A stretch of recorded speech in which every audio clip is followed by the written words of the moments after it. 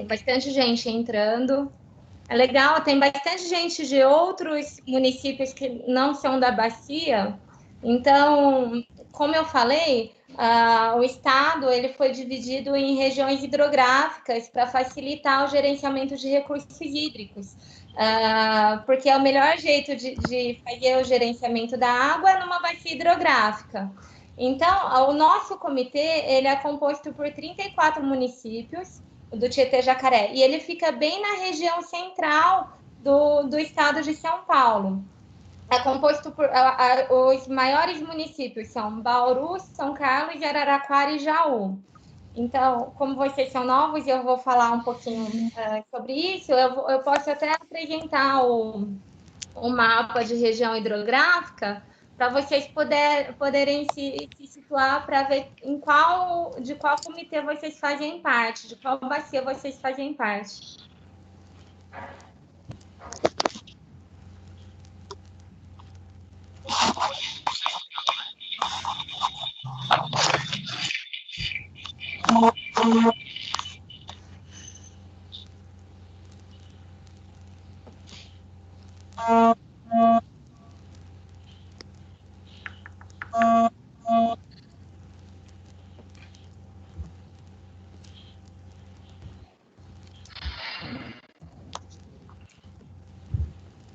Que legal, a Ana é daqui da USP, ainda não submeteu ao projeto FEIDRE.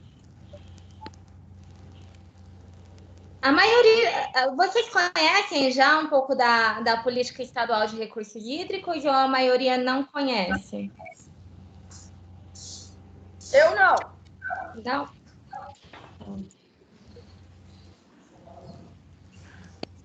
Eu conheço bastante.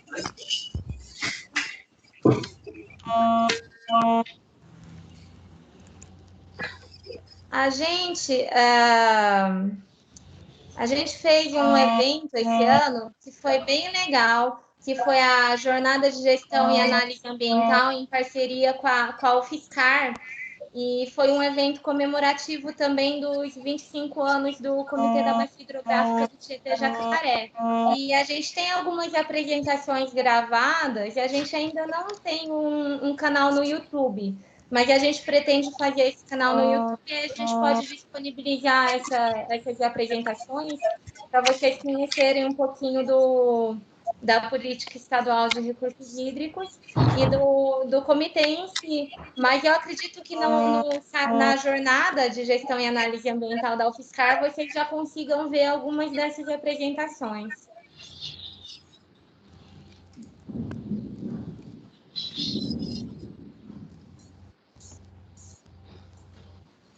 E aí, Marina, o que você acha? Vamos começar? Por mim, vamos. Então tá. Eu vou me apresentar. Meu nome é Érica Rodrigues Tognetti, eu sou secretária executiva do Comitê da Bacia Hidrográfica do Tietê-Jacaré. Como eu falei, esse comitê fica na região central do estado de São Paulo. O comitê ele é composto, nosso comitê, né? Ele tem 12 representantes de cada segmento, 2 titulares e 2 suplentes, do Estado, da sociedade civil e dos municípios. Eu trabalho no DAE, o Departamento de Águas e Energia Elétrica do Estado de São Paulo, eu fico aqui em São Carlos, e a parte toda da Secretaria Executiva fica no DAE de Araraquara. Na diretoria do comitê estão comigo o professor Josué Rezende, que é professor da FATEC Jaú, e o prefeito de São Manuel, que foi eleito agora, o Ricardo Salaro Neto. A Marina, que está aqui com a gente, é coordenadora. Fora a plenária, o comitê tem as câmaras técnicas. A plenária é deliberativa, ela que aprova, né, as diretrizes do comitê. E fora a plenária, o comitê tem as câmaras técnicas. As câmaras técnicas são consultivas, elas dão todo o apoio técnico para a plenária poder tomar as decisões. No nosso comitê, a gente tem 5 câmaras técnicas. A de água subterrânea, a de educação ambiental, a de planejamento e gestão, a de recursos naturais e a de saneamento. Essas câmaras técnicas, elas também são tripartites, também são formadas por representantes da sociedade civil, dos municípios e do Estado. O comitê ele tem eleições a cada 2 anos, então, em março desse ano, nós vamos renovar os membros do nosso comitê. Então, agora, Érica, pode falar. desculpa te interromper, eu ia só pedir para o pessoal desligar os microfones, por favor, porque senão dá uma interferência e a gente não consegue ouvir muito bem o que a Érica está falando. Obrigada, pessoal. Então, aí, essa oficina, ela foi realizada a primeira vez no ano passado, foi até um pedido do nosso vice-presidente, o prefeito de São Manuel, para ajudar principalmente os representantes de prefeitura, que tinham muita dificuldade em elaborar os projetos para enviar para o FEIDRO. E foi muito legal. No ano passado, a gente teve cerca de 50 pessoas e ajudou bastante o comitê. A gente percebeu que teve uma melhoria grande no nível de projetos apresentados, e a gente conseguiu também projetos de demanda induzida que antes a gente tinha certa dificuldade. Aí, agora a ideia é ser uma prática constante essa oficina, todo ano a gente elaborar essa oficina, e esse ano, por causa da pandemia, a gente teve que fazer de forma virtual, o que acabou até sendo bom, de certa maneira, porque a gente consegue ter um alcance um pouco maior.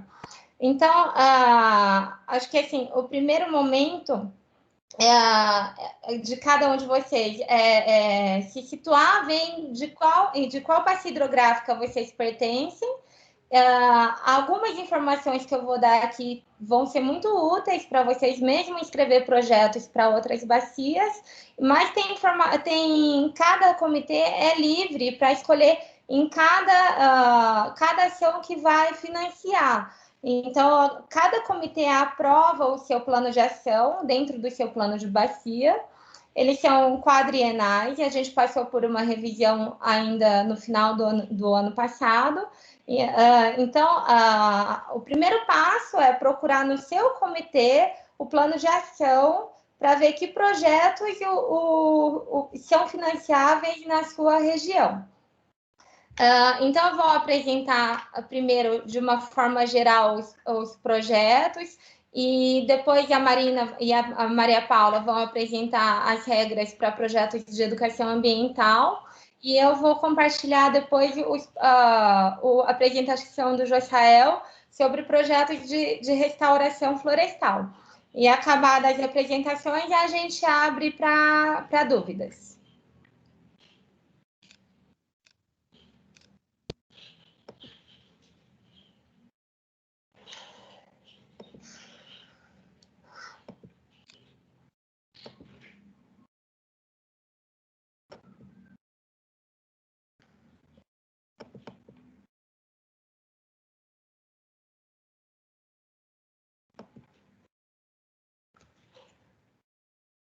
Vocês estão conseguindo ver a apresentação? Estamos sim, Érica. Então, ótimo. Então, eu vou falar um pouquinho do que é o FEIDRO. O FEIDRO é o Fundo Estadual de Recursos Hídricos. Ela é a instância econômica e financeira do Sistema Integrado de Gerenciamento de Recursos Hídricos. Ela foi criado na Política Estadual de Recursos Hídricos e o fundo é composto por 2 fontes. A compensação financeira, que são os royalties das usinas hidrelétricas pelas áreas de alagamento que essas usinas ocupam, e também pela cobrança pelo uso da água, que é um instrumento que também está previsto na Política Estadual de Recursos Hídricos, e na qual se busca dar à água esse valor econômico, né, que ela tem, e toda essa cobrança é revertido para projetos de melhoria da qualidade da quantidade da água na região que foi feita essa cobrança pelo uso da água. Então, ele é um fundo que dá suporte à política estadual de recursos hídricos, na qual são financiados programas e ações em recursos hídricos, né, que busquem sempre promover a melhoria da qualidade, da quantidade das nossas águas, e também a proteção dos corpos d'água e das bacias hidrográficas. O manual que rege esse fundo é o Manual de Procedimentos Operacionais de Investimento do FEHIDRO, que pode ser encontrado no site do FEHIDRO, e ele define todas as fases envolvidas na aprovação de um contrato de financiamento. Então, todas as normas, o que pode ser financiado, o que não pode, como deve ser apresentado, são definidas pelo MPO. Esse MPO ele é estadual, então não é só uma regra da nossa bacia. Para o pessoal que está aqui, que são de outros comitês, também devem seguir esse MPO. Eu acho que para quem não conhece o fundo, o primeiro passo seria ler esse manual. E quem pode obter financiamento FEHIDRO? Pessoas jurídicas de direito público da administração direta e indireta de Estado e municípios.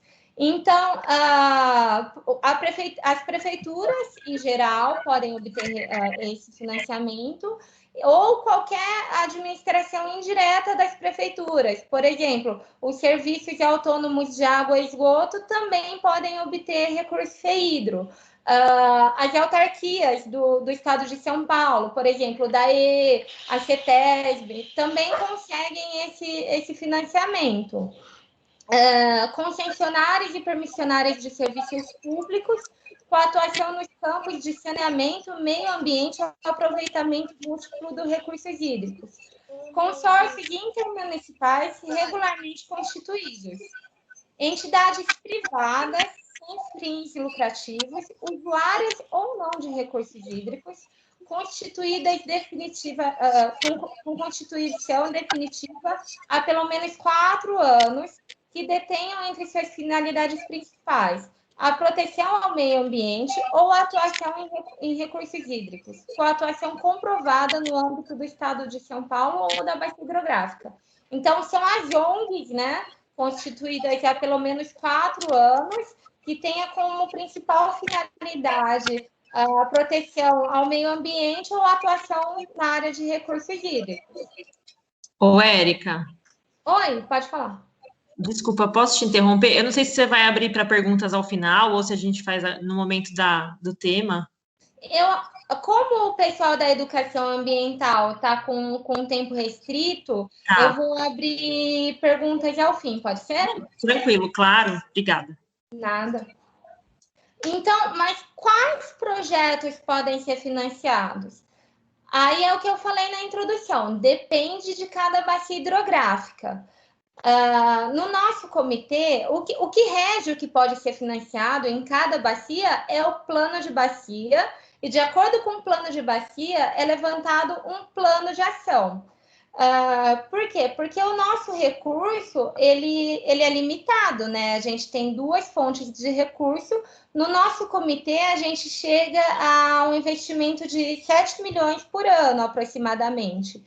Então, a gente tem que buscar formas mais eficientes de alocar esse recurso financeiro. E a forma que isso é feito é de acordo com o plano de bacia, que ele é feito de forma transparente, democrática, busca critérios técnicos, aprovado o plano de bacia. Dentro desse plano de bacia, tem o plano de ação que visa já dividir esse recurso que está previsto ser arrecadado nas principais ações, né, nas principais limitações, nas principais dificuldades que cada região tem, e essas ações são levantadas também por áreas críticas. Então, no nosso comitê, a deliberação que estabelece onde vai ser o investimento é essa deliberação, a deliberação 8 de 2020, que aprovou a nossa revisão no plano de ação para 2020 a 2023. E nela a gente tem todas as linhas de ações que a gente vai aplicar o recurso até 2023. Essas 3 ações que eu estou apresentando aqui são nossas ações de demanda induzida para o ano que vem. Eu vou apresentar não o plano quadrienal, vou apresentar só as ações para o ano que vem para facilitar um pouco e tentar ser mais objetivo. Então, no ano que vem, o que a gente detectou? Nós, no nosso comitê, a gente já tem um conflito de água estabelecido na região de Brotas, principalmente, e um pouco ajudante também do Jacaré-Pepira. Então, uma demanda induzida do comitê é elaborar o balanço hídrico de águas superficiais nessa região do rio Jacaré-Pepira.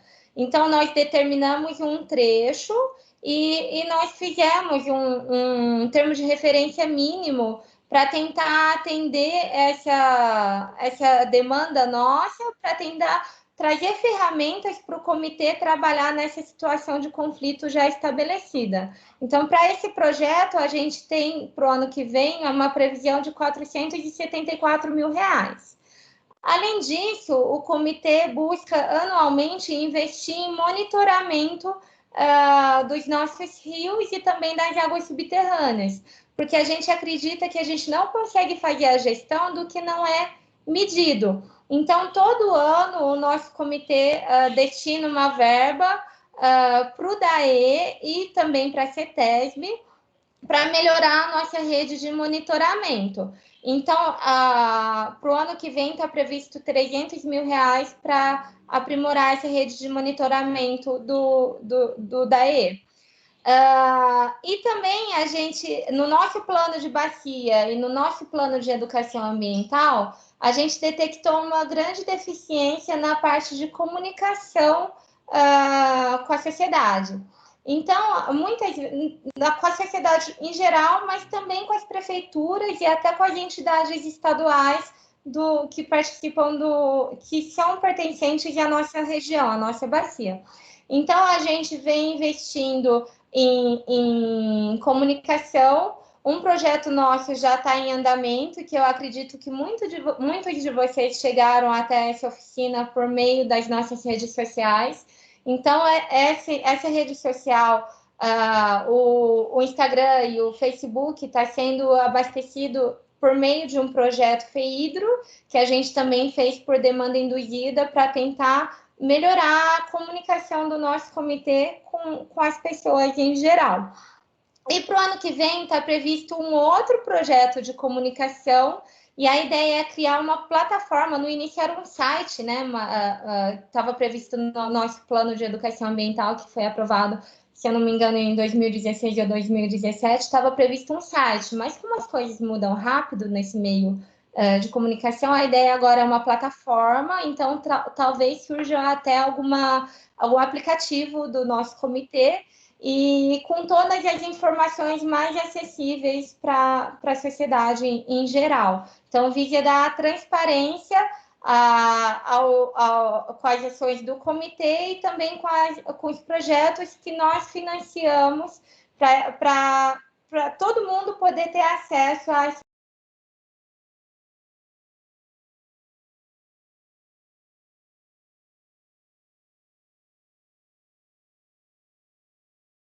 Oi, o mudo está ativado.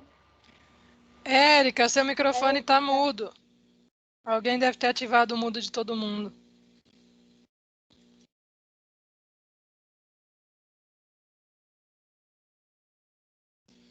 Tá mudo, sim.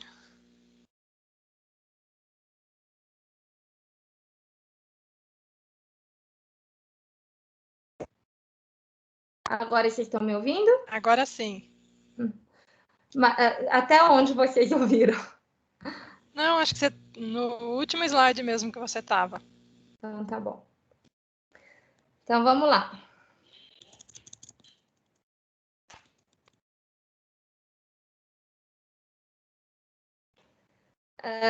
Então, para a gente ter um projeto que que atenda às nossas necessidades, a gente viu a necessidade de fazer um termo de referência mínimo, e lá consta o que deve ter, o conteúdo mínimo desse projeto de comunicação do nosso comitê. Então, para esse projeto, está previsto R$ 166 mil para o ano que vem. E fora essas demandas induzidas, a gente tem o que a gente chama de demanda espontânea. É espontânea, mas a gente tem estabelecido as áreas críticas onde devem ser feitos esses investimentos. No nosso comitê, no plano de bacia, a gente identificou que uma das maiores deficiências nossas é a questão de esgotamento sanitário. Então, essa questão surgiu como prioridade e a gente tem previsto para o ano que vem praticamente R$ 2 milhões para investimento na área de tratamento de esgoto. Então, são tantos projetos quanto ações que visem melhorar o nível de tratamento de esgoto. Mas eles podem ser aplicados em qualquer município da nossa bacia? Não. Eles têm que ser em áreas que estão estabelecidas como ou em atenção ou em áreas críticas, de acordo com o nosso plano de bacia. Porque, como eu falei, o nosso recurso financeiro ele é limitado. Então, não faz sentido a gente investir em tratamento de esgoto num município que tem o IQTEM, que é o Índice de Eficiência da CETESB para tratamento de esgoto, definido como bom, como 9. Então, a gente tem elencado, eu vou mostrar para vocês logo em seguida, os municípios que estão em atenção ou em área crítica ou em boa para todos os indicadores. Então, é muito importante vocês, ao apresentar um projeto, ver se vocês estão indicando um projeto que está na área crítica, que está estabelecido no plano de bacia. A mesma coisa para sistema de resíduos. A gente previu 344 mil de investimento no ano que vem para projetos ou ações de melhoria de resíduos sólidos. Para resíduos sólidos, a gente não levou em consideração só o IQR, que é o Índice de Qualidade de Resíduos Sólidos, né?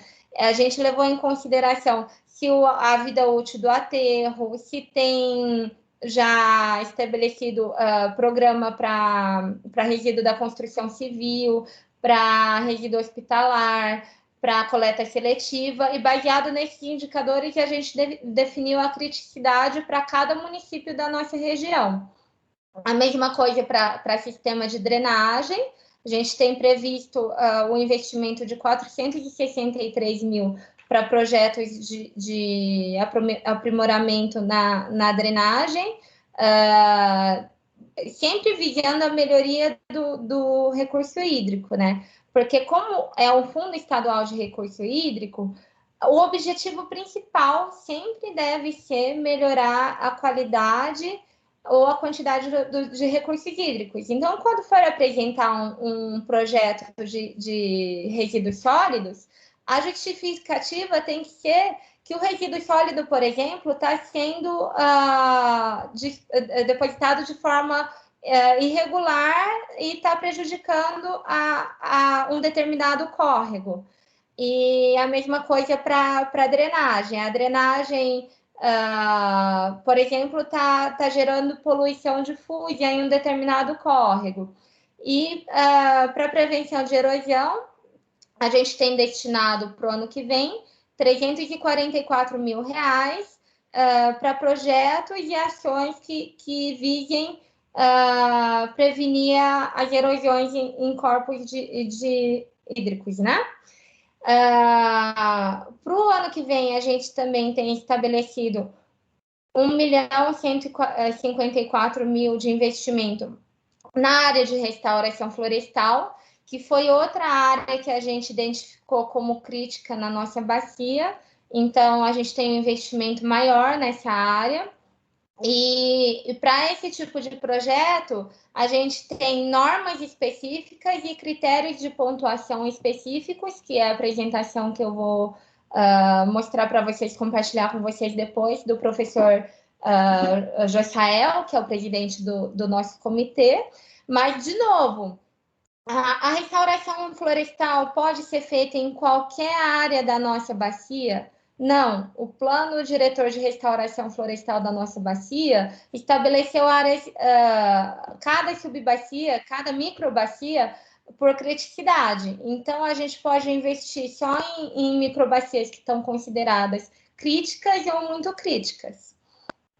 Outra área que a gente identificou como crítica é perdas. A nossa bacia tem muita perda na rede de abastecimento, em média 40%. Então, a gente tem uma pressão grande por água, né, de abastecimento, principalmente por causa dessa perda, e afeta principalmente a água subterrânea na nossa bacia, que é a bacia que mais explora a água subterrânea do estado.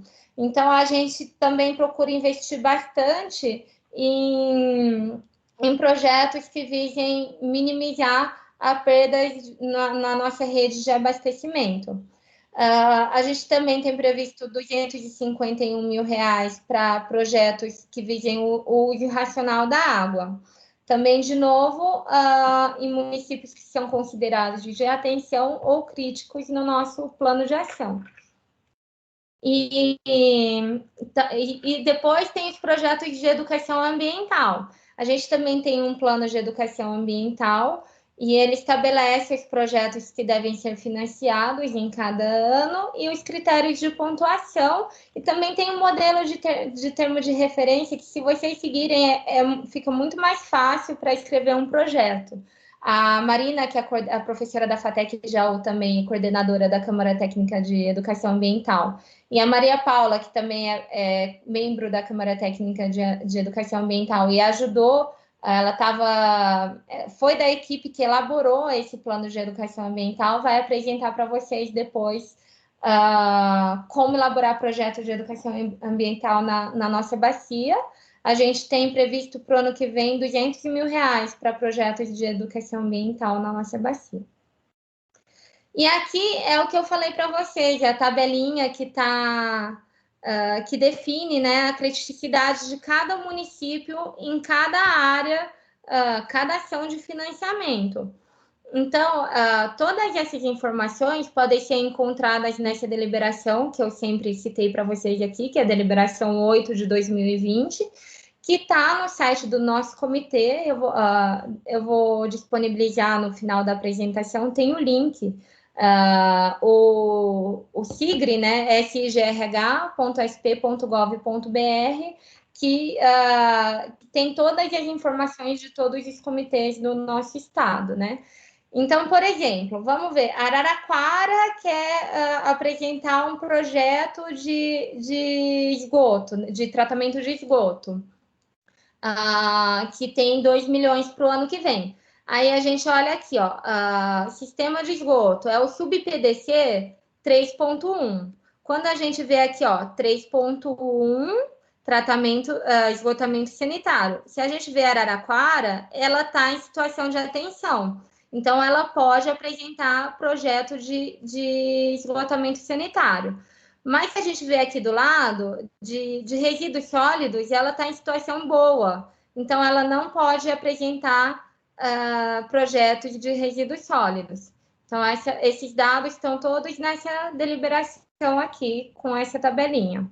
E com os valores previstos para investimento do ano que vem. Já os projetos de restauração florestal também está na mesma deliberação, em outro anexo. Aqui está o mapa, mas na deliberação vocês conseguem ver a planilha com os dados de cada microbacia e podem ser investidos nessas áreas aqui que estão em vermelho ou em marrom, que são as áreas que estão críticas ou muito críticas de acordo com o plano diretor de restauração florestal. Então, um resuminho, né? a gente vai investir no ano que vem R$ 474 mil no balanço de recurso, balanço hídrico do Jacaré-Pepira, 300 mil no monitoramento. Para esgotamento sanitário, a gente vai investir em torno de 2 milhões. Resíduos sólidos, 344 mil. Drenagem, 463 mil. Prevenção de erosão, 344 mil. Restauração florestal, 1.154 mil.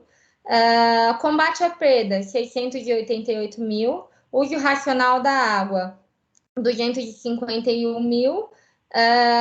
Educação ambiental, em torno de 550 mil, porque tem tanto recurso da cobrança quanto da compensação. E aqui não aparece, mas é o de comunicação, que tem mais 166 mil. Lembrando que são sempre em áreas prioritárias, que são as áreas que eu mostrei para vocês no slide anterior. E como que deve ser definido já? Qual projeto vocês querem escrever? Com qual ação? E vocês já tendo verificado se está em área crítica, então o próximo passo é escrever o projeto em si. Então, o FEHIDRO, ele executa, né, a execução de programas e projetos, serviços e obras previstos no plano de bacia enquadrados nos sub-PDCs, que é aquilo que eu falei. O PDC 3.1 é de saneamento, o 4.2 é de restauração florestal.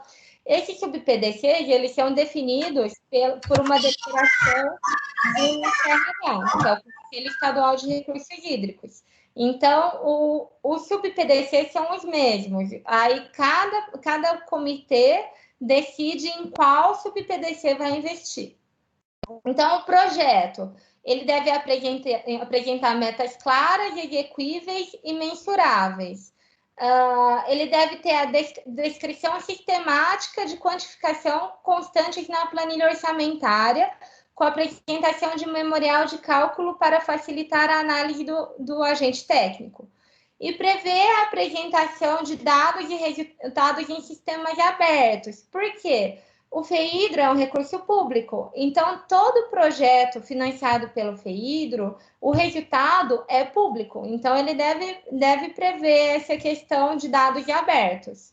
Claro que, assim, sempre que alguém for utilizar esses dados, deve fazer a referência, mas os dados são públicos.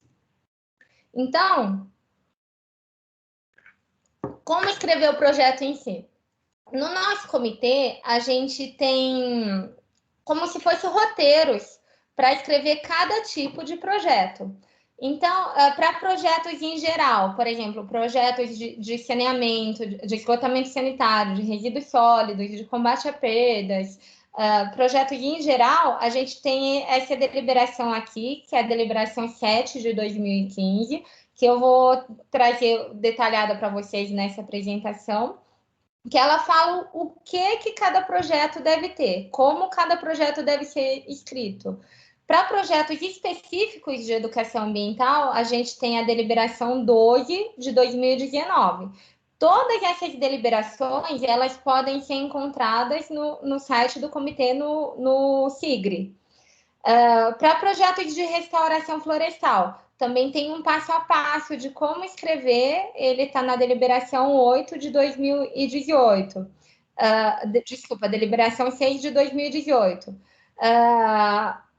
Para o balanço hídrico do Jacaré-Pepira, ele deve seguir o roteiro inicial desse modelo básico, mas ele deve trazer as informações constantes nessa deliberação 9 de 2020. E para o projeto de comunicação, ele deve seguir o roteirinho de educação ambiental, mas trazer as informações mínimas, o conteúdo mínimo da deliberação 10 de 2020. Então, essa é a estrutura que um projeto deve ter para ser apresentado para o nosso comitê. Ele deve ter a primeira apresentação do projeto, né, uma apresentação simples, uma capa de rosto, né, com o título do projeto, a localização, a duração em meses, o nome da entidade proponente e parceiros, valores e modalidade de empréstimo, e o PDC, que é aquela sigla que eu expliquei para vocês.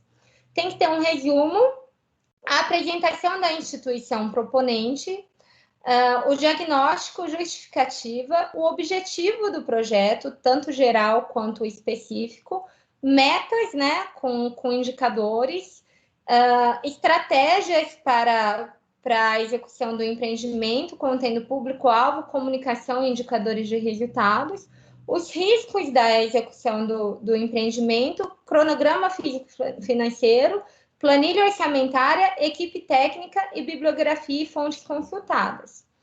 Então, eu vou tentar, vou falar rápido disso para a gente poder focar mais nas dúvidas depois.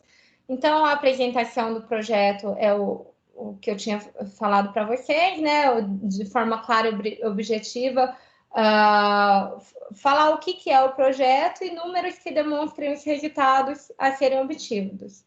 Um resuminho do projeto, com no máximo 500 palavras, falando do problema, a demanda, a estratégia de solução e os resultados. A apresentação da instituição proponente e parcerias, justificar por que a tomadora se acha apta para aquele tipo de projeto. Já fez algum projeto correlacionado? Qual a experiência na área que a tomadora tem? O projeto pode ou não ter parceiros. A parceria ela pode ser para ajudar tanto com recursos financeiros, materiais, humanos e instalações. E podem ser parceiros instituições governamentais, órgãos da administração pública federal, estadual, municipal, órgãos públicos ambientais, privados de ensino, pesquisa e extensão ou outras instituições civis. E quando o projeto for ter uma parceria, tem que estar anexado no projeto o termo de parceria. Depois a gente tem que ter o diagnóstico do projeto, falando qual que é o problema ou a demanda daquele projeto, o contexto geral, né, histórico, econômico e social, que contribuíram para aquele problema. Isso é muito importante, porque o efeito desse problema, dessa demanda no recurso hídrico, lembrando que sempre o foco é o recurso hídrico. O tempo de existência da questão, quais os principais atores locais, regionais envolvidos e as medidas que já foram adotadas para resolver esse problema, ou pela instituição que está propondo o projeto, ou por alguma outra instituição. E a área do projeto, uma imagem do Google Earth, por exemplo, e um mapa, né, da localização desse projeto. A justificativa, por que executar o projeto? A resposta deve reforçar os dados e as estatísticas apresentadas no diagnóstico, indicando a necessidade da questão a ser resolvida. Lembrando sempre que o objetivo do comitê é conceder os recursos hídricos e projetos que tragam benefícios para esses recursos, né? Então, indicar claramente como o projeto vai contribuir para a conservação, preservação ou recuperação da qualidade e quantidade da água. O projeto tem que ter objetivos gerais, né, e objetivos específicos e metas. As metas têm que ser mensuráveis, que refletem a quantidade a ser atingida, específicas, que remetem a questões específicas e não genéricas, temporais, o prazo, né, que aquela meta vai ser alcançada, e tem que ser factível, né? Tem que ser uma meta que você consiga atingir e significativa no sentido daquela meta solucionar o problema que foi levantado no diagnóstico. Deve também ser apresentado estratégias para a execução do empreendimento, descrevendo as etapas técnicas a serem utilizadas para sua implementação, os recursos materiais e humanos que serão empregados, como serão executadas e gerenciadas as atividades, os indicadores dos resultados a serem obtidos, o processo de comunicação e divulgação dos resultados e as estratégias de continuidade das ações após a execução do projeto.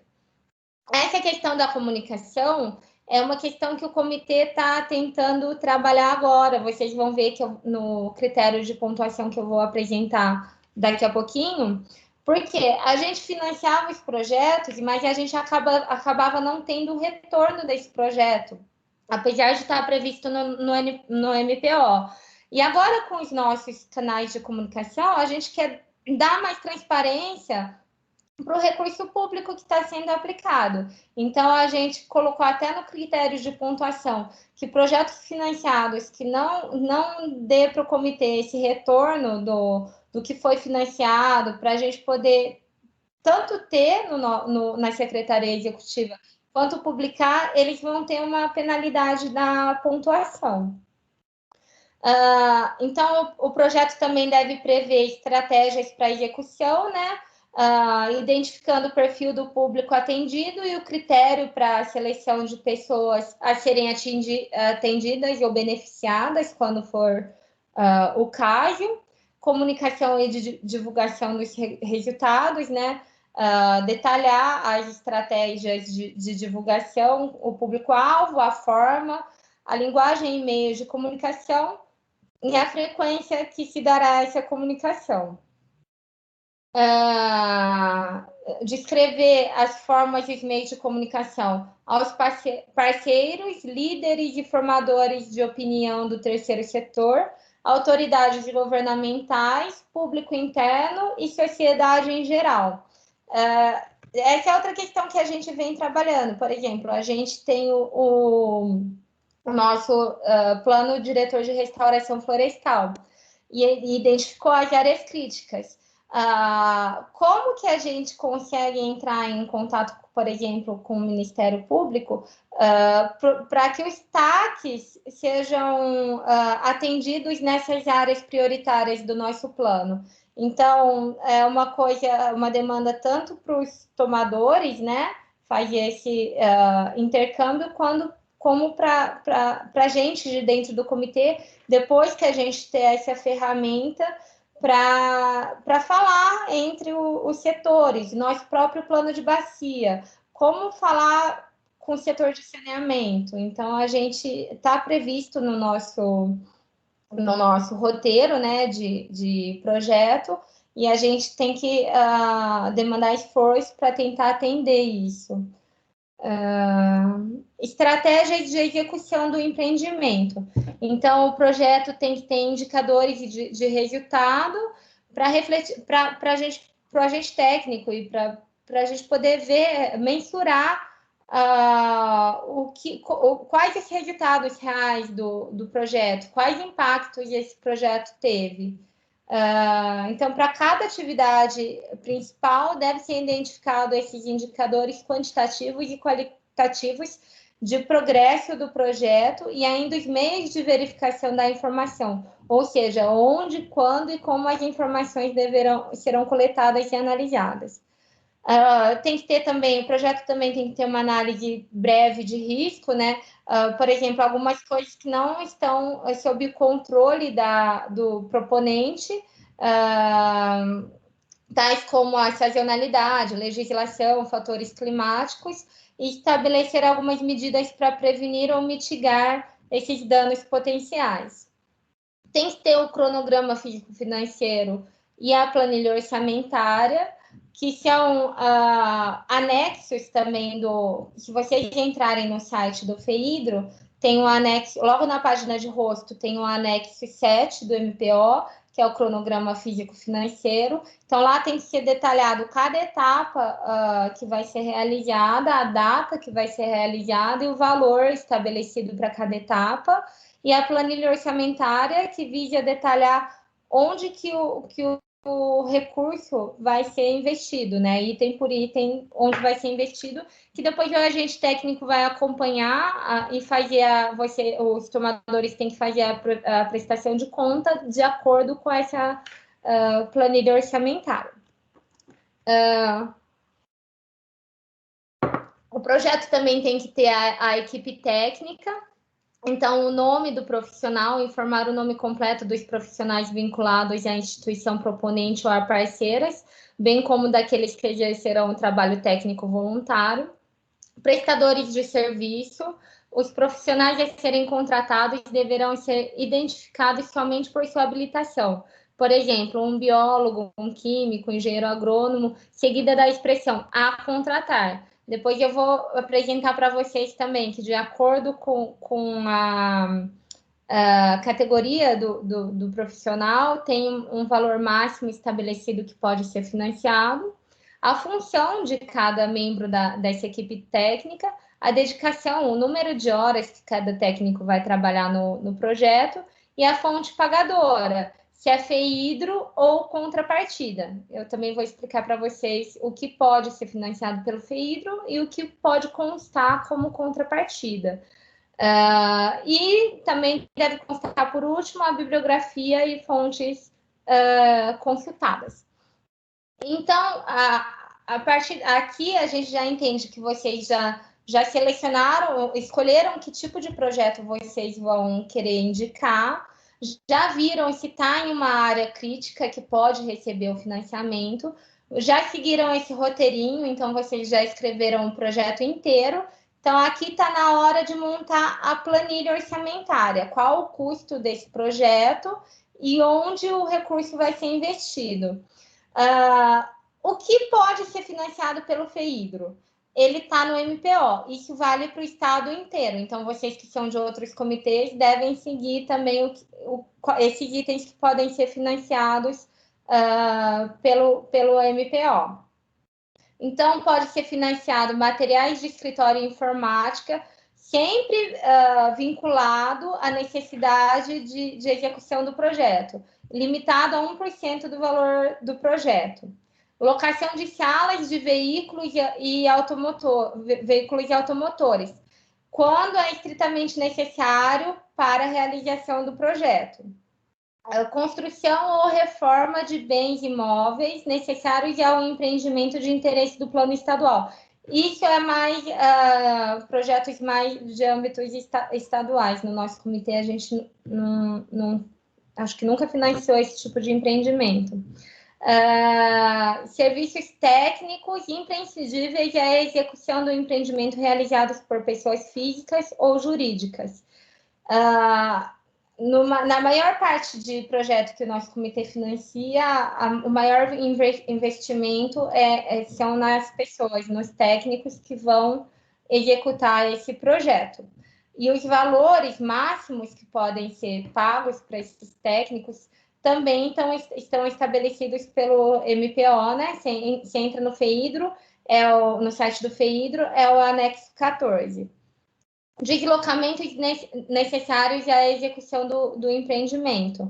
Então, sempre, se é necessário esse deslocamento, foi previsto na planilha orçamentária com a justificativa e aprovado pelo agente técnico, esse é um tipo de gasto financiável. Está limitado a 2 UFESPs para refeição e pernoite com deslocamentos superiores a 18 horas, a cada período de 24, e 4 UFESPs quando o deslocamento for superior a 2 e inferior a 18 horas, e 2,5 UFESPs para refeição e deslocamento quando o deslocamento é de 6 a 12 horas. Também o FEHIDRO também financia o consumo de combustível compatível com o veículo utilizado.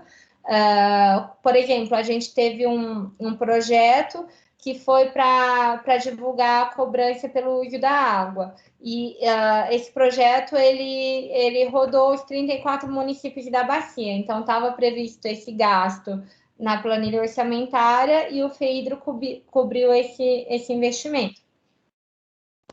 Deslocamento para fora de estado, isso são para empreendimentos que prevêem uma articulação com estados vizinhos, né, com a União. No nosso caso, a nossa bacia é de rios estritamente estaduais, então, na nossa bacia, esse tipo de item não é financiável.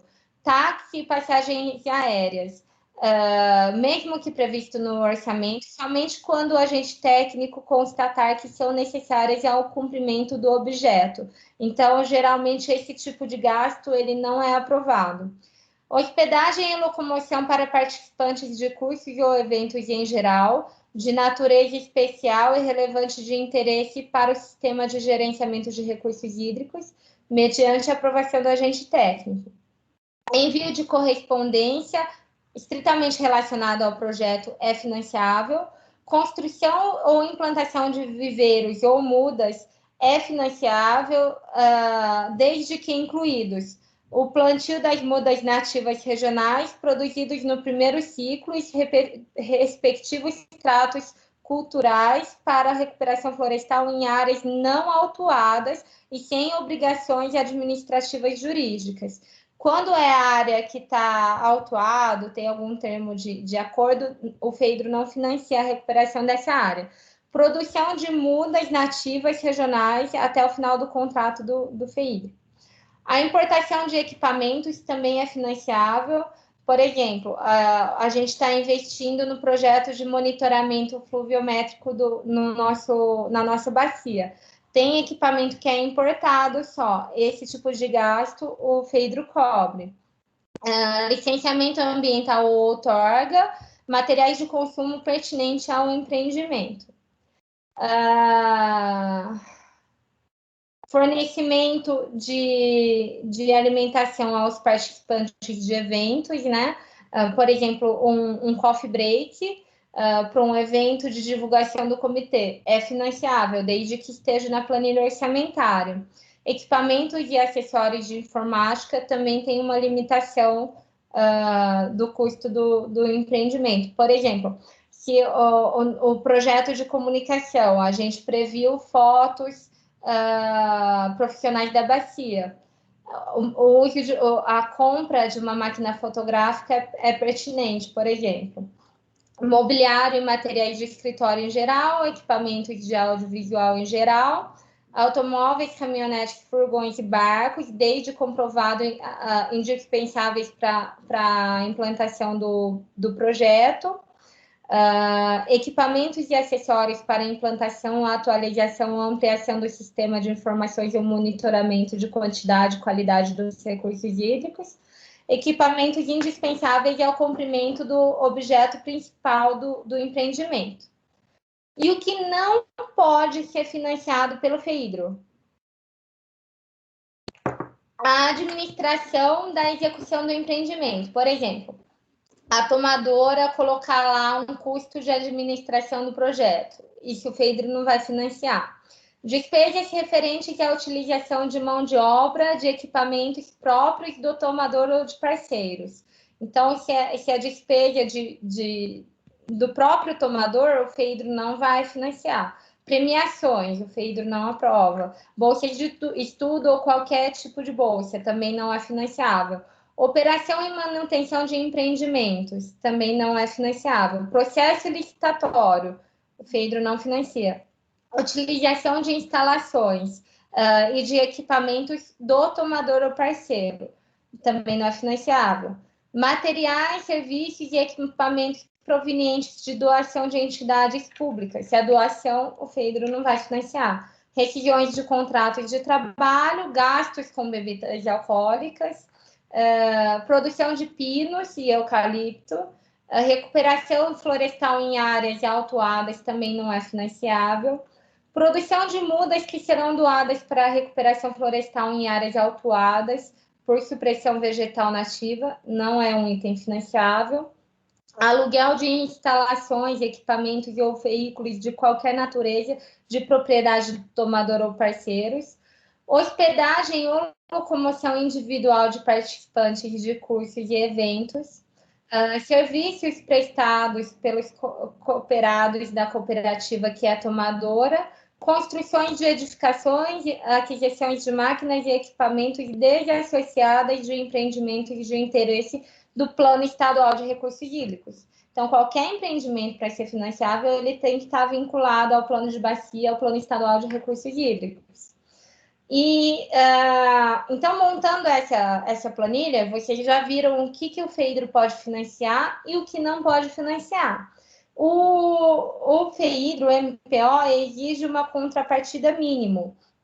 Para projetos que são interesse da bacia como um todo, por exemplo, como foi o plano de bacia, não é necessário a contrapartida. Mas quando são projetos menores, é necessário uma contrapartida de acordo com se a entidade sem fins lucrativos é 10%, administração direta ou indireta do Estado.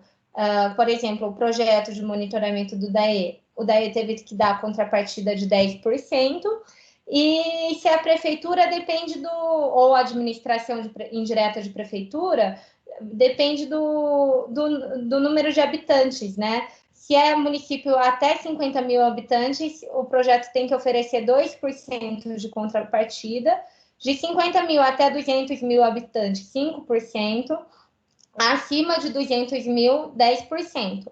E para construir essa planilha orçamentária, vocês têm que consultar os valores de referência, como a tabela PINE, revista de construção, e mercado, DAE, SINAP, e assim por diante. E o que é uma contrapartida?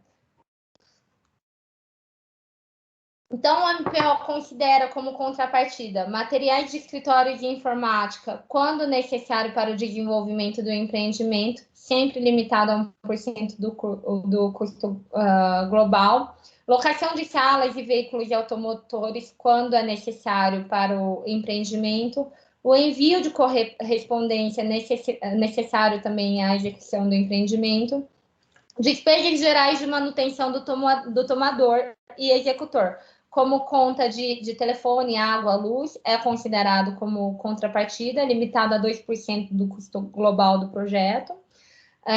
Horas do responsável pelo acompanhamento da implementação do projeto, em percentual máximo de 10% da contrapartida.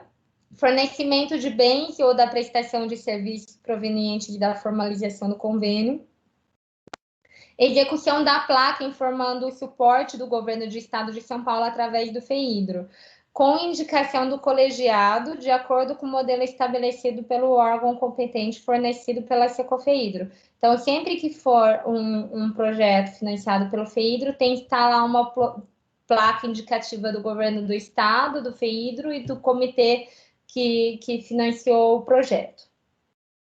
A contrapartida também pode ser a despesa referente à utilização de mão de obra do tomador, referente à utilização de equipamentos do próprio tomador, serviços prestados pelos cooperados da cooperativa que é a tomadora, investimentos referentes exclusivamente ao empreendimento, a administração executiva do empreendimento limitada a 7% do valor global do empreendimento e despesas administrativas com processo licitatório também pode ser considerado como contrapartida.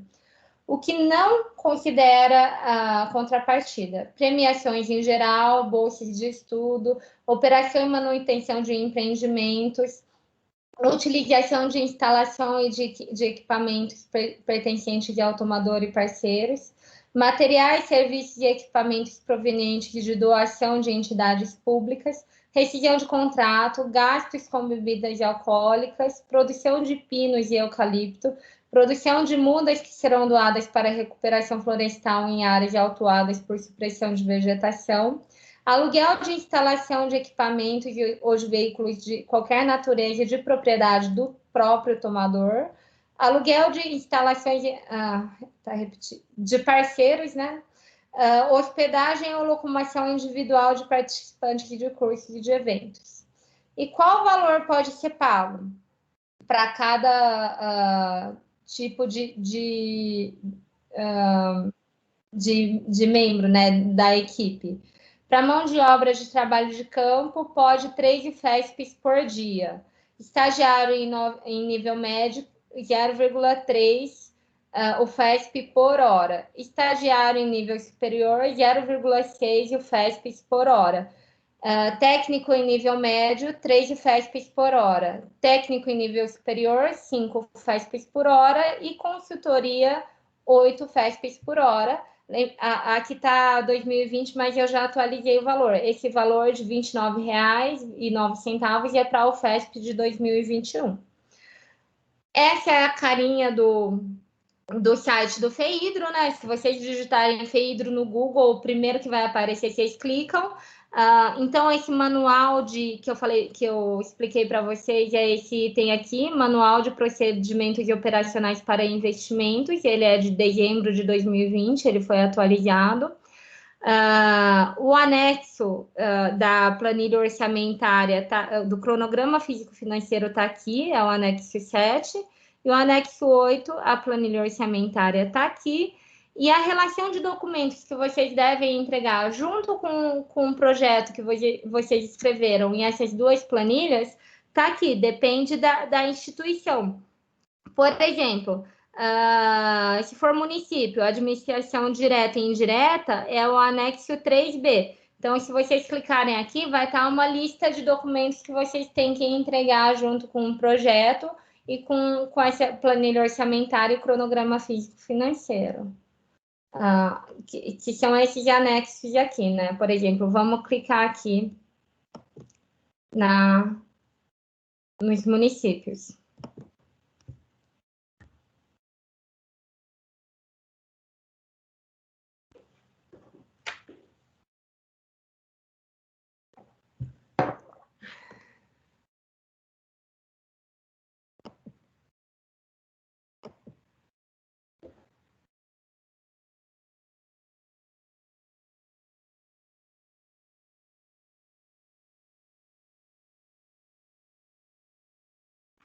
Tá um pouco lenta a internet. Aqui. Então, para municípios de administração direta, as prefeituras, tem que ser entregue a ficha resumo do empreendimento, que é o anexo 1, se for não estrutural, ou o anexo 2, se for estrutural, cronograma físico-financeiro, anexo 7, planilha de orçamento, que é o anexo 8 do MPO, e os documentos técnicos referentes ao empreendimento. Para estudos, projetos, pesquisas e atividades e afins, o termo de referência. O termo de referência nada mais é do que aquele roteirinho que eu expliquei para vocês, é o projeto em si. Para obras, tem que apresentar o projeto básico ou executivo, conforme estabelecido pela Lei Federal 8666, de 93, e o memorial descritivo, orçamentos, cronogramas, especificações técnicas e demais documentos pertinentes. Cópia do protocolo de requerimento ou das licenças ambientais ou outorga de direito de uso de recurso hídrico no que couber, conforme a análise do agente técnico. Por exemplo, se você for fazer uma canalização, você vai precisar de uma outorga do DAE, então tem que mandar o protocolo junto com o projeto. Deliberação do colegiado, esse item 6 é o colegiado que envia depois que o projeto for pronto, tiver aprovado, então não são vocês. Atestado da Câmara Municipal de efetivo exercício do mandato do prefeito. Aqui a cópia do cartão de CNPJ, do RG do responsável legal, CPF do responsável legal, cópia de documentos atestando a disponibilidade do terreno, quando necessário. Por exemplo, se for um projeto de restauração florestal, tem que apresentar a anuência do proprietário e o atestado de disponibilidade do terreno. Declaração conforme o anexo, declaração de adimplência, essa é segundo o anexo do MPO, e os certificados aqui, certificado de regularidade do FGTS, certidão negativa de débitos relativos aos tributos federais e a dívida ativa da União, certidão negativa de débitos trabalhistas, certidão de regularidade do município para celebrar convênio. Então, no caso de municípios e administração direta, são esses os documentos que devem ser apresentados. E aí tem a listinha de acordo com o caráter, né, do proponente.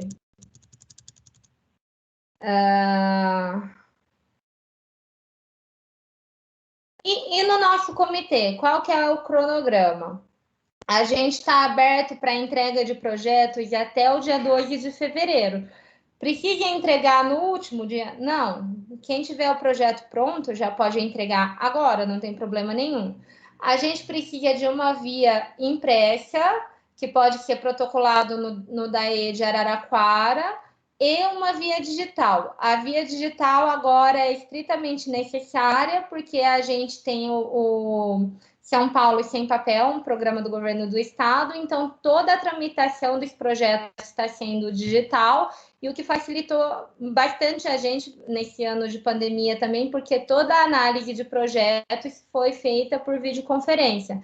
Então, todos os documentos naquela lista têm que ser apresentados por meio digital, de preferência num pendrive para a gente, e todos eles devidamente assinados. Então, a primeira entrega de projeto é no dia 2 de fevereiro, né? O prazo, na verdade, o prazo final é dia 2 de fevereiro. Aí a gente faz uma análise dessa documentação na Secretaria Executiva, com a previsão até 5 de março. Até o dia, aí a gente dá um retorno para os tomadores, falando que documentação falta, e dá o prazo até o dia 19 de março para entrega de documentação complementar.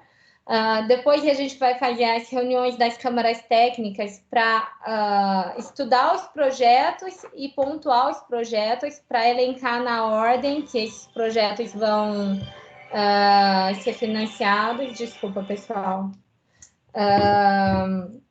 Até o dia 16 de abril, se alguém tiver algum recurso referente à hierarquização do projeto, pode encaminhar para o comitê. Até o dia 23 de abril, se tiver algum recurso, a Câmara Técnica de Planejamento e Gestão vai apreciar esse recurso. E a plenária, que é quem decide realmente quais projetos vão ser financiados de acordo com a pontuação da Câmara Técnica, está prevista para o dia 30 de abril. Lembrando que no nosso comitê, cada proponente pode apresentar até 3 projetos por CNPJ, desde que sejam em áreas diferentes, em sub-PDCs diferentes. Então, como é feito? Então, vocês já escolheram o projeto, já verificaram que está em área crítica ou de atenção, já escreveram o projeto, já fizeram as planilhas orçamentárias e o cronograma físico-financeiro, já mandaram para a gente toda a documentação necessária, de acordo com os anexos. Então, o próximo passo é fazer a pontuação desse projeto. Como que o comitê escolhe qual projeto vai ser financiado? Então, a gente tem deliberações que estabeleceu critérios de pontuação de acordo com cada tipo de projeto. Então, para projetos de restauração florestal, a gente tem a deliberação 6 de 2013. Para projetos de capacitação e comunicação social, para projetos de educação ambiental, a gente tem a deliberação 6 de 2017. Na verdade, a gente mudou, né, Marina? Eu acho que tem uma mais atual, eu não coloquei aqui. Tem, mas eu também não lembro agora de cabeça. Eu não lembro o número, eu vou corrigir essa apresentação depois. E os demais tipos de projeto, a gente tem essa deliberação 11 de 2020. Então, como que é a carinha dessa pontuação geral? Porque depois a Marina e a Maria Paula vão falar de educação ambiental, o Israel de restauração florestal. Para projetos que não são nem um nem outro, e não são projetos de demanda induzida, que é o balanço hídrico do Jacaré-Pepira e o projeto de comunicação, para todos os outros projetos, eles são pontuados de acordo com essa ficha aqui. Então, a primeira coisa é avaliar qual que é o sub-PDC indicado e se a ação consta ou não no plano de bacia. Se ele não está no plano de bacia, o projeto não é nem pontuado, o projeto já é automaticamente desclassificado. Depois, a gente analisa se está em área crítica. Então, como eu falei, a Araraquara está indicando um projeto de tratamento de esgoto. A gente vem aqui, Araraquara, tratamento de esgoto, está em atenção. Então, a gente marca aqui, ele recebe pontuação 30. Se ele tivesse em situação boa, também é como se não tivesse no plano de ação, então ele também seria desclassificado. E cada ação tem um peso também. No caso de tratamento de esgoto, o maior peso é para projeto, construção e manutenção de estações de tratamento de esgoto. Se for aí, então, esse tem prioridade 1, vem aqui e ganha 60 pontos. Se for, por exemplo, a troca ou instalação de um interceptor, elevatório ou emissários, é prioridade 2. Então, viria aqui, ganharia 40 pontos. Então, e assim, cada tipo de projeto tem as suas prioridades. Então, como tem específico lá para cada tipo de projeto, o valor, a verba que a gente tem, os melhores pontuados em cada linha de ação vão ser financiados até acabar o recurso.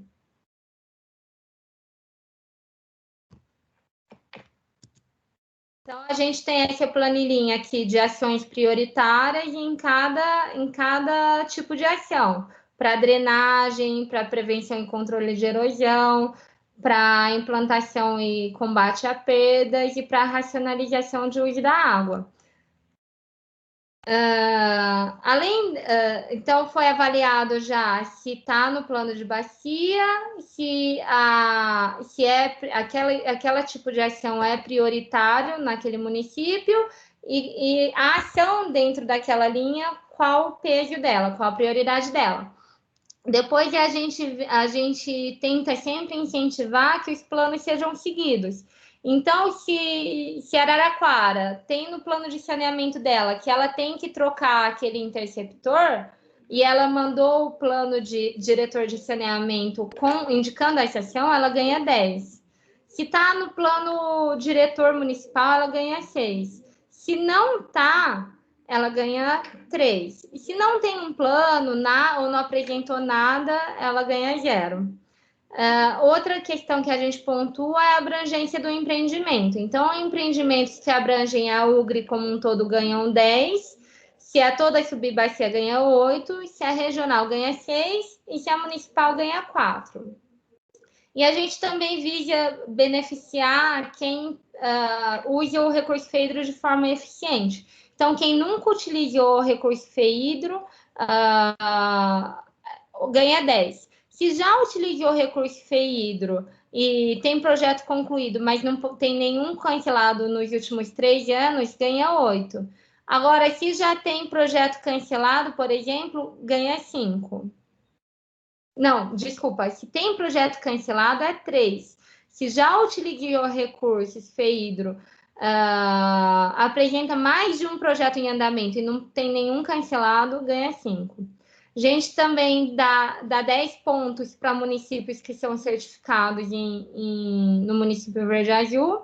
E tem um peso aqui para participação de prefeito e de técnicos na plenária. E aqui o que eu falei da penalidade que a gente está tentando dar essa transparência. Então, se o proponente tem um empreendimento concluído a partir de 2020 e não mandou para o comitê o relatório final de atividades e coisas que a gente possa compartilhar, ele ganha uma penalidade ele perde 10% dos pontos. E aqui é uma análise, depois que a gente fez tudo isso e indicou os projetos, a Coordenadoria de Recursos Hídricos, ela faz uma análise, ela vê mesmo se o nosso projeto indicado está no plano de bacia e se o objetivo principal dele é a melhoria dos recursos hídricos. Então, por exemplo, a gente tem um projeto aqui de educação ambiental. A avaliação dele foi o quê? Mostrar o impacto, ele pode ser financiado desde que mostre o impacto positivo das ações e sua correlação direta com a gestão de recursos hídricos, através, por exemplo, da identificação dos corpos d'água beneficiados com a execução do empreendimento, vinculação das ações do empreendimento aos PDCs, identificados como os prioritários. Aqui, por exemplo, esse município é considerado boa na questão de tratamento de esgoto, então ele não é financiável. Agora, aqui teve um exemplo positivo, é um projeto de tratamento de erosão, né? Na justificativa do projeto foi apresentada a necessidade de controle de erosão por impactar o sistema de drenagem e prejudicar a qualidade dos recursos hídricos que desaguam no córrego do Monjolinho, sendo a área contígua na subárea de urbanização consolidada do Monjolinho Espraiado, que está enquadrado por lei como área de proteção e recuperação dos mananciais no município de São Carlos. Então, como que é o trâmite em geral? Vocês entregam, né, a proposta para o comitê, as câmaras técnicas pontuam um projeto de acordo com o critério de pontuação que nós mesmos estabelecemos. Aí é hierarquizado e a plenária do comitê aprova todos os empreendimentos que vão ser financiados naquele ano. A gente envia agora de forma digital tudo para São Paulo, para a Secofeidro, que é a Secretaria Executiva do Cofeidro, e eles categorizam, né, ver se a nossa classificação está certa por sub-PDC e indicam o agente técnico. O agente técnico pode ser o DAE, a CETESB,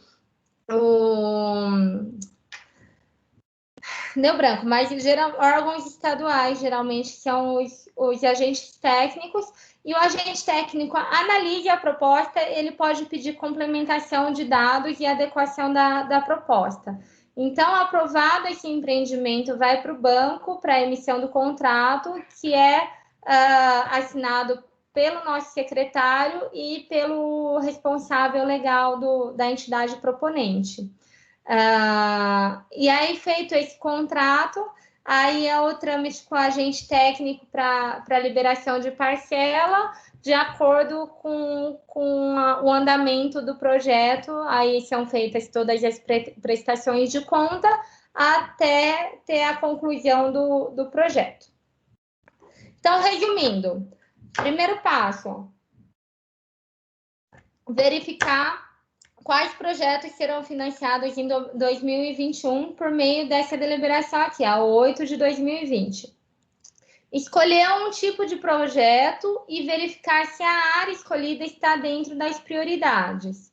Para projeto geral, é o anexo 2 dessa deliberação 8 de 2020. Para projeto de restauração florestal, é o anexo 3 da deliberação 8 de 2020. Para projetos de educação ambiental, tem o plano diretor de educação ambiental, que definiu as prioridades.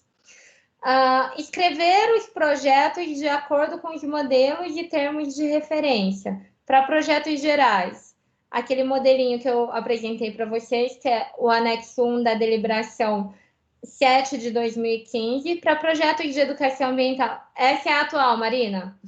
A 2 de 2019, para projetos de restauração florestal, a 6 de 2018, para o balanço hídrico do Jacaré-Pepira, a gente tem a deliberação 9 de 2020 e de comunicação a deliberação 10 de 2020. Lembrando que cada proponente pode entregar até 3 propostas, desde que em sub-PDC é diferente, e o valor mínimo de investimento é R$150 mil.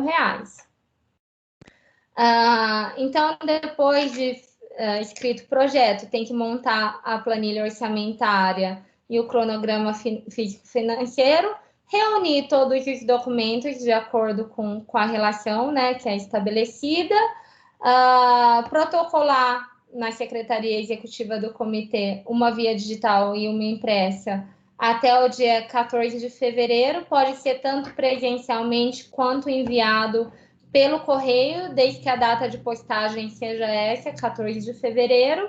e onde encontrar todas essas deliberações e o MPO no site do FEIDRO no SIGRE, no site do comitê no SIGRE e no site do FEIDRO.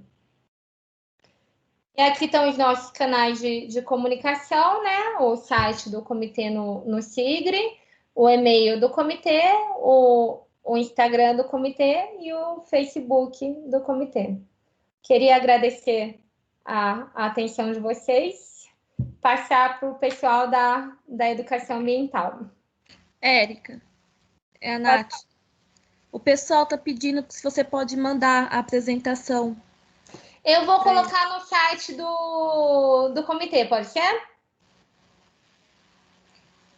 Acho que sim, né? Ver se o pessoal concorda. Eu vou colocar, disponibilizar eu vou colocar aqui o link onde eu vou colocar. Eu já vou colocar agora no site do comitê. Aí vocês podem ver certinho. Eu vou colocar o link já da apresentação aqui. Oi, Érica, tem outras perguntas também, não sei se você já quer responder antes da gente começar. O que você acha melhor, Marina? Como está o tempo de vocês? Não, pode ser, se você quiser responder, porque senão acho que tem gente que até desestimula, né? Vamos perguntar. Alguém pode fazer um compilado das perguntas que eu não vou conseguir acompanhar? O Juan, ele perguntou, na equipe técnica, um ecólogo pode ser contratado ou ser linkado nesse a contratar, entre aspas? Pergunto porque a profissão não é registrada no Brasil ainda, apesar de exigir a graduação em ecologia. Entendi. Então, essas dúvidas mais técnicas, acho que eu não vou saber responder, porque vai depender da análise de cada agente técnico. Mas eu acredito que se colocar profissional de nível superior, ecólogo, é graduado. Eu acredito que entra naquela tabelinha de graduação. O que você acha, Marina? Eu também acho que é um profissional. Eu que entra na tabelinha de graduação. Mas isso que a Érica falou é real, né? Depende de cada agente técnico. Tem agente técnico que é mais criterioso. Daí foge um pouco do comitê. Deixa eu ver se tem alguma outra aqui, Érica. Da apresentação, muita gente perguntando, mas já vai disponibilizar.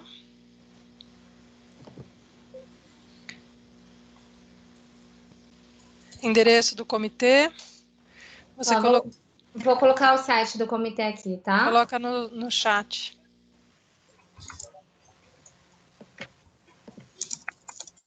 Gente, vocês gostaram da apresentação? Eu tentei resumir, eu sei que são muitas informações, muitas deliberações, mas deu para dar um apanhado geral? Vocês conseguiram entender o trâmite? Ô, Érica, você está me ouvindo? Eu posso falar? Pode. Quem que está falando? Meu nome é Jéssica, eu sou da Prefeitura de São Carlos. Da Secretaria de Obras, tem um outro representante aqui da Prefeitura também de São Carlos, mas é do Meio Ambiente, o Rogério. Legal. Eu fiz umas 2 perguntinhas aqui, na verdade, eu tenho mais uma também. Assim, a sua apresentação achei ótima, acho que você conseguiu resumir um monte de coisa. A gente já fez vários cadastramentos, né, e assim, você resumiu um monte de questões que a gente foi tendo dúvida nos outros cadastramentos que a gente fez, né, então, perfeita a apresentação. Ai, que bom. Eu queria saber se uma sociedade de economia mista, cujas ações sejam majoritariamente da prefeitura, se ela pode solicitar recurso no FEIDRO. Eu acredito que não há fundo perdido. A gente tem uma modalidade no FEIDRO que é reembolsável e tem...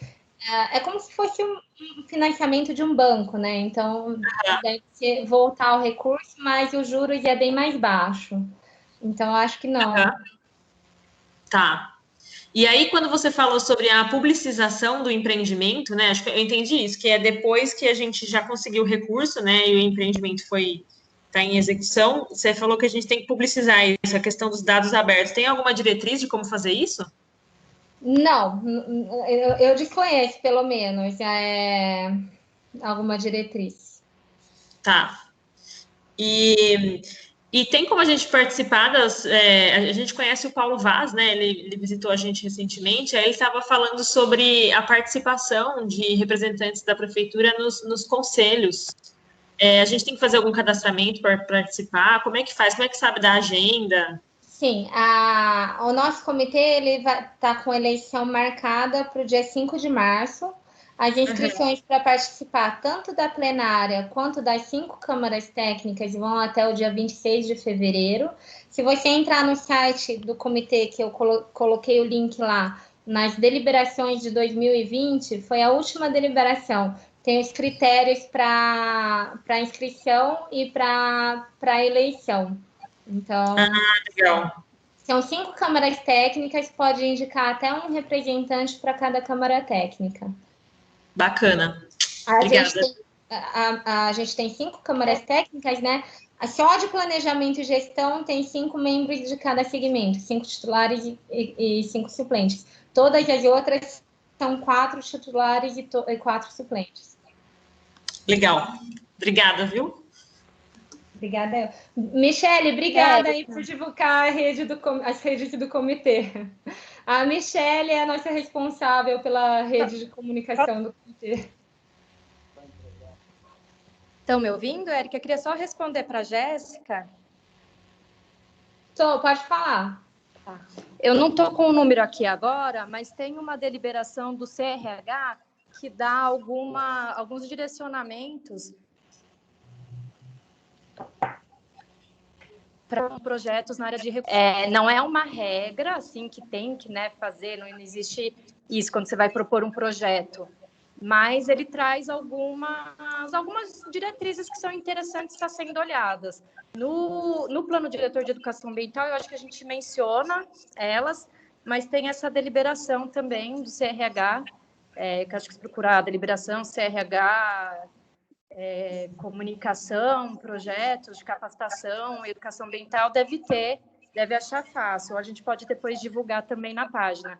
Mas ela traz algumas diretrizes que é interessante o pessoal tá. Obrigada, Maria Paula. Obrigada. Eu acompanhei também, obrigada. Tem alguém com a mão levantada? Tem tanta gente que eu não estou conseguindo ver quem é, mas pode. Pedro Henrique, pode falar. Oi, vocês estão me ouvindo? Sim. Então, eu sou aluna de graduação de biologia, ainda não sou formada, mas eu faço parte de um laboratório de pesquisa aqui na Unesp São José do Rio Preto. Eu gostaria de saber se a FEHIDRO, eles têm algum plano, alguma coisa assim, que financie projetos de pesquisa, ou são só mais voltado para plano de ação mesmo? Sim, financia pesquisa, mas aí volta. Vocês, eu não sei se é no comitê do Turvo ou do São José dos Dourados. Do Turvo e do Rio Grande. Tem que entrar em contato com eles para ver o que está no plano de ação do plano de bacia deles. Tá, entendi. Obrigada. Nada.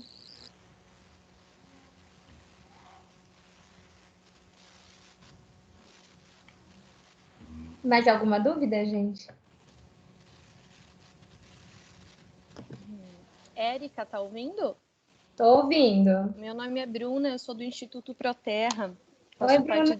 Tudo bom? Tudo bom? Eu faço parte do administrativo da ONG. Eu tô com uma dúvida na hora que você falou que depende da análise do agente técnico, mas não existe um padrão para análise desses projetos?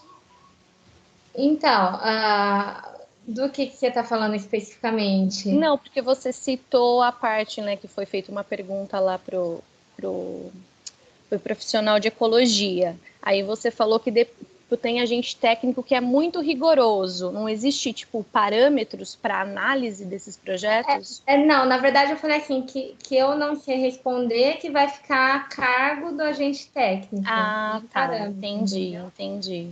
Porque com certeza esse tipo de detalhamento vai passar pelo comitê. Isso não vai ser impeditivo para o comitê. Mas o agente técnico vai analisar esse projeto e vai depender dele aprovar ou não, entendeu? Entendi. Era só isso a dúvida. Obrigada. Nada.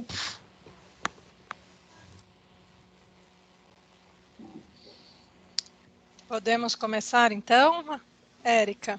Ô, Érica, só mais uma dúvida. Desculpa. Imagina, Marina, que isso. Você vai postar a sua apresentação agora já, né? A Marina, a gente acabando essa sessão de dúvidas, eu vou fazer aquela pequena correção, né, que estava com o modelo de termo de referência de educação ambiental antigo, e vou tentar já postar agora e eu coloco o link para vocês. Fechado, obrigado. Tá? A ideia também é eu pegar aqueles 2 últimos slides, que é um resuminho, e também colocar nas nossas redes sociais. Ótimo, obrigado, Érica. Nada.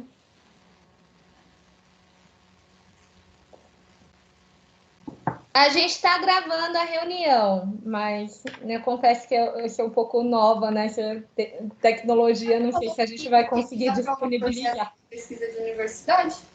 Não, mas essa menina, ela falou em linha de pesquisa. Tipo assim, a gente também faz pesquisa. Tá aberto. Pesquisa de Microfone, diagnóstico. gente. Mas se não é pesquisa igual essa que você Gente, tá aberto o microfone.